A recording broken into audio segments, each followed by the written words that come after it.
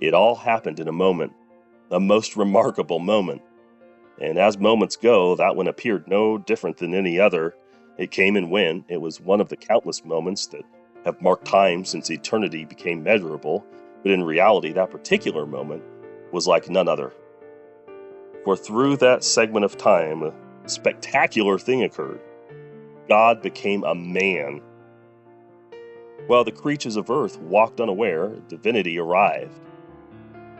Heaven opened herself and placed her most precious one in a human womb. The Omnipotent, in one instant, made himself breakable. He who had been spirit became pierceable. He who was larger than the universe became an embryo. He who sustains the world with a word chose to be dependent upon the nourishment of a young girl. God as a fetus, holiness sleeping in a womb, the creator of life being created. God was given eyebrows, elbows, 2 kidneys, a spleen.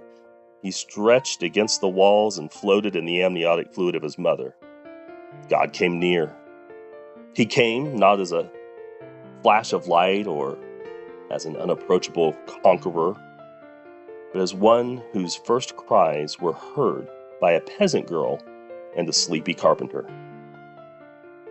The hands that first held him were unmanicured, calloused, dirty. No silk, no ivory, no hype, no party, no hoopla.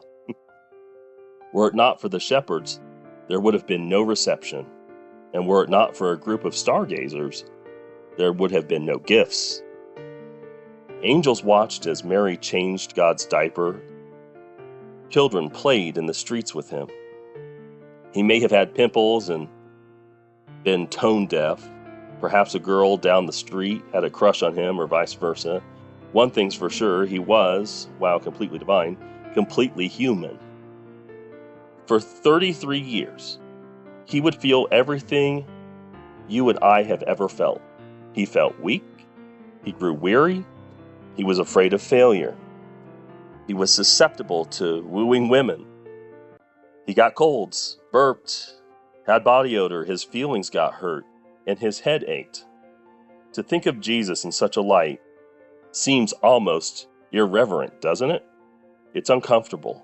It's much easier to keep the humanity out of the incarnation. There's something about keeping him divine that keeps him distant, packaged, predictable. I'm telling you, don't do it. For heaven's sake, don't. Let him be as human as he intended to be. Let him into the mire and muck of our world, for only if we let him in can he pull us out. It all happened in a moment. A most remarkable moment. The Word became flesh. There will be another. The world will see another instantaneous transformation. You see, in becoming man, God made it possible for man to see God. When Jesus went home, he left the back door open, and as a result, we will all be changed in a flash, in the twinkling of an eye. The first moment of transformation went unnoticed by the world, but you can bet your sweet September that the second won't. The next time you use the phrase, just a moment, remember that's all the time it would take to change this world.